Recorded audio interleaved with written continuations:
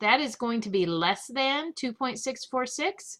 So square root of 16 minus square root of 9 is less than square root of 7. Let's do just one more part from number 10. So let's look at part K. Part K says square root of 20 minus the square root of 4, and then we have a square root of 16. So we can look in the table or punch in the calculator. Square root of 20 is 4.472. Square root of 14 is 3.742. And square root of 16 is 4. Well, without doing the math, I can tell immediately that 4 is much bigger than 4.472 minus 3.742. So the square root of 20 minus the square root of 4 is less than the square root of 16. So that's how you need to work these problems out. Actually solve each side, or at least write down what each side would be, and then see which side is bigger or if they are equal. Sometimes they will be equal. In fact, a lot of the times they will be equal, but they are not always equal. So make sure that you check. So that was problem number 10, which is just like number 18 that was assigned for homework. Now we're going to do our last one, number 11. Number 11 is just like 19 that was assigned for homework. It says find an integer equal to each of the following.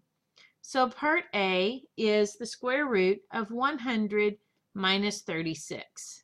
Now what we have to do is actually subtract 36 from 100 to get 64. This is the square root of 64, and that is 8. This is not the same as square root of 100 minus the square root of 36. The square root of 100 is 10. The square root of 36 is 6. 10 minus 6 is 4. These are not equal. So do not do this. When you have addition and subtraction inside of a square root, you have to do that addition or subtraction first. Okay, now let's look at part C. We have the square root of 4 times 9. Well, 4 times 9 is 36, so this is the same as the square root of 36. And you should know that the square root of 36 is 6. Now let's look at one more, part E. We have the square root of 5 squared plus 12 squared. Okay, this is not the same as 5 plus 12. Remember, you can't take things out of a square root when you're adding or subtracting them. So we're going to write our square root. 5 squared is 25. 12 squared is 144.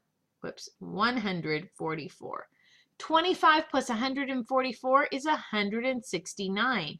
And we need to take the square root of that. The square root of 169 is 13. Notice that is very different from 5 plus 12, which would be 17. You cannot pull things out of a square root if they are being added or subtracted from each other. You have to do the addition or subtraction and get one number under the square root, like we did right here to get 169. Then you can take the square root. So that was number 11. It's just like number 19 that I assigned as homework.